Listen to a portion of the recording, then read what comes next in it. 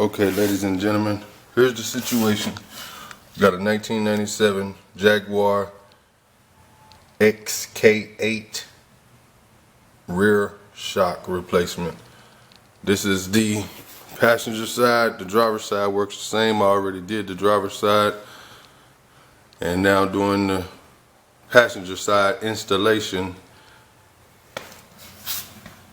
Couldn't really explain how to remove it, but I will show you the reverse instructions on how to remove it. I got my jack handle inside of the coil on top of the hub spindle.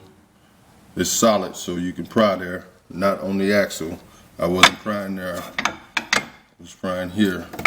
It's just resting there. These shock mount studs, these two are going to be the key to installing this rear shock. So with no further ado, let me show you. To get this shock in here, you get this bolt inside of the hole on the shock mount, and then you can barely get the stud inside of the shock mount here. And once you get to that point, to get it back in, you would take this spindle, and I just took my forearm on the rotor and push down at the same time, just getting the spring, the coil spring, over the mount right here. So that's the first part of getting it in there. And as you can see, the shock is still hanging down further than the spring is. So the way I got that in there is I'm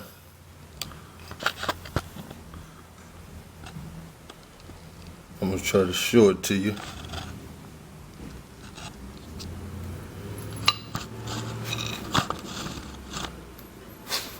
I took my pry bar underneath the shock, and actually at this point you can see all of the studs have came through the mount. So I'm going to go ahead and put the nuts up there, so when we do a lot of prying, it won't come out of place. So just put those on there. Just going to start them just to hold it up there. I'm not going to tighten them. And I'll show you how to get that shock over that lower control arm to get seated. Okay. This is the shock. We need to go over the control arm without knocking off this coil spring seat. So I took my pry bar right on top of this brake bracket, caliper bracket, and just push up on the shock. You see the shock going up? Okay, that's going to be the key. You're going to push up on this shock, and once it gets high enough, you can just push it over the lower control arm in order to get it to seat in there. And once you get that in there, then you can start putting it all back together, vice versa. And I did take the caliper off, and the ABS connector connects right on top right here. Just unconnect it, take the caliper off, because this is where you want to pull your shock out. right there. So this sway bar link, I did take the nut off so you can push the lower control arm down a lot further. So those are the key points. And to pull it out, pretty much pull off the brake caliper, pull off the ABS, disconnect the bottom of the shock, disconnect the top shock mount nuts, and then disconnect the sway bar link. Take your jack handle, and it really works out great. That little groove right here on the handle, it catches that coil spring nice, so it won't be sliding and slipping all around. But that's the job. I'll try to show you getting it all the way in there. I don't know if it'll record it, but I'll try to show you.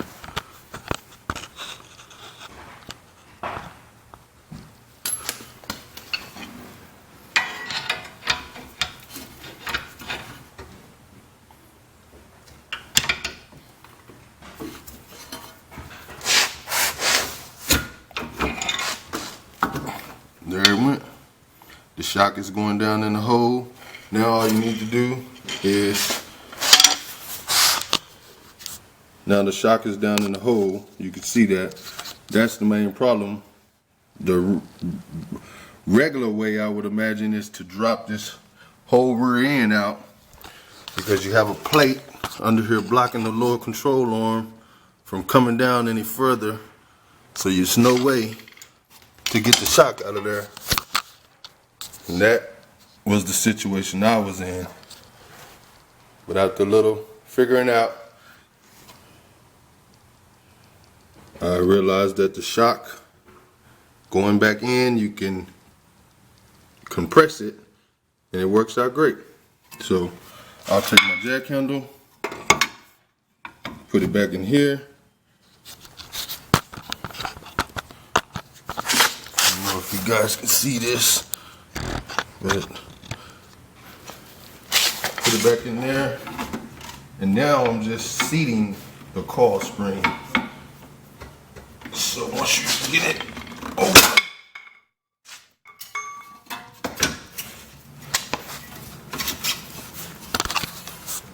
you can line the coil spring up. There's no pressure on it. The problem is just getting the shock out of this hole, mainly. Yep, so forearm on top of the rotor, push down, snatch out. Same thing going back in, line up